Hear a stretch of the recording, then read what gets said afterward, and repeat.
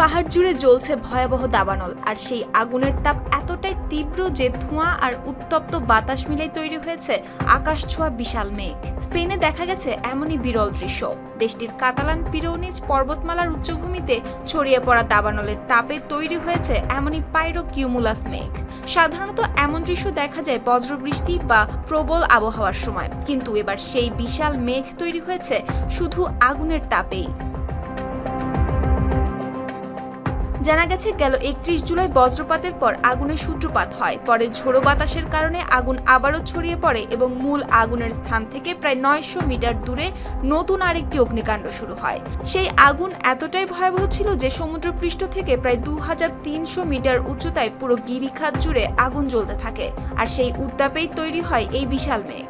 পরিস্থিতি এতটাই কঠিন হয়ে ওঠে যে খাড়া পাহাড়, পাথর ধসে পড়া এবং জ্বলন্ত ধ্বংসাবশেষের কারণে অনেক জায়গায় স্থলপথে পৌঁছাতে পারে না দমকল কর্মীরা। ফলে আগুন নিয়ন্ত্রণে হেলিকপ্টার ও বিমান থেকে পরিচালিত অভিযানের উপরেই বেশি নির্ভর করতে হয়। সরকারের সর্বশেষ তথ্য অনুযায়ী রোববার সন্ধ্যা পর্যন্ত 70,000-এর বেশি এলাকা পুড়ে গেছে। আর চলতি বছরের দাবানলের মৌসুমে স্পেন জুড়ে ইতোমধ্যেই 1,86,500 হেক্টরের বেশি এলাকা আগুনে পুড়ে গেছে বলে জানিয়েছে কর্তৃপক্ষ। এর মধ্যে 38টি দাবানল বড় আকারের হিসেবে চিহ্নিত করা হয়েছে, আর সেই তালিকায় নতুন করে যুক্ত হয়েছে সেনেট এলাকার এই ভয়াবহ অগ্নিকাণ্ড। শুক্তি রায়, RTV।